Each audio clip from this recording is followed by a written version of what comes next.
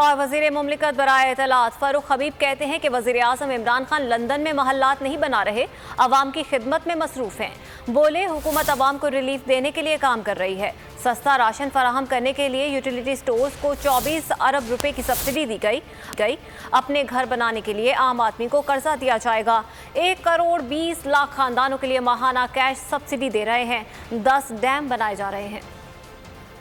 کے اوپر قیمتوں پہ بہت بڑا اضافہ ہوا ہے اور حکومت وزیر اعظم عمران خان کو عام آدمی کا احساس ہے۔ وہ چاہتے ہیں کہ عام آدمی کے اوپر جو ہے وہ کم سے کم بوجھ ڈالا جائے، اس کو زیادہ سے زیادہ ریلیف فراہم کیا جائے کہ اس کے لیے 1 کروڑ 20 لاکھ خاندانوں کو ہم ڈائریکٹ کھانے پینے کی چیزوں کے اوپر جو ہے وہ کیش سبسڈی فراہم کرنے جا رہے ہیں۔ یوٹیلٹی سٹورز کو کسی حکومت نے 1 سال کے اندر 24 ارب روپیہ جو ہے وہ سبسڈی دی۔ لندن میں محلات نہیں بنا رہے عمران خان صاحب، بلکہ وہ چاہتے ہیں کہ غریب آدمی کی چھت بنے۔ ہم کامیاب پاکستان پروگرام لے کر آ رہے ہیں جس کے تحت ہم بلا سود لوگوں کو اپنا کاروبار شروع کرنے کے لیے 5 لاکھ روپے تک جو ہے وہ قرضہ فراہم کریں گے۔